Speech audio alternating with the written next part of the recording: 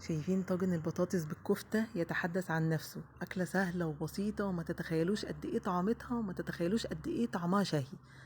هنسمي الله وهجيب معايا نص فلفلاية حمرا وبصلتين وسط واخدهم كده هضربهم معايا كويس قوي لحد ما ينعموا معايا كويس جدا.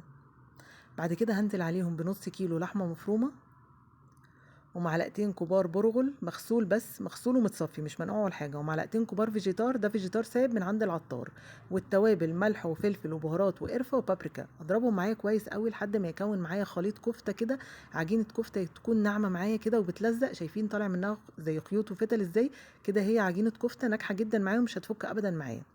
حطيت في ايدي شويه زيت كده عشان يبقى سهل اتحكم فيها، وكورت كده الكميه كلها معايا شايفين بالشكل ده كده، واحاول اخلي الكور كده كلها قد بعضها. الكميه طلعت معايا بالظبط حوالي 40 كفتيه. جبت طاسه غويطه على النار، حطيت فيها معلقه كبيره مليانه سمنه بلدي وربع كوبايه زيت. اول ما بتسخن معايا بنزل فيها كده الكفته.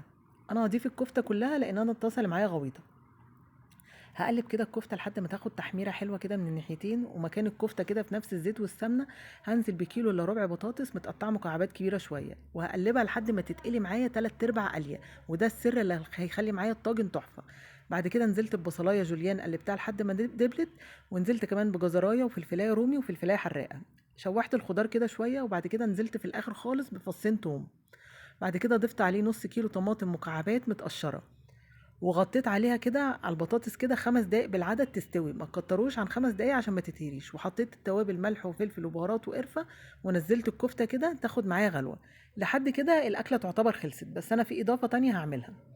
هجيب كده خليط البطاطس والكفتة كده كله وهحطه في طاجن فرن، وهحطه في الفرن تحت الشواية لحد كده الوش ما يتحمر ويبقى حلو كده معايا. شايفين شكلها تحفة وطعمها مش قادرة اوصف لكم قد ايه طعمها شهي.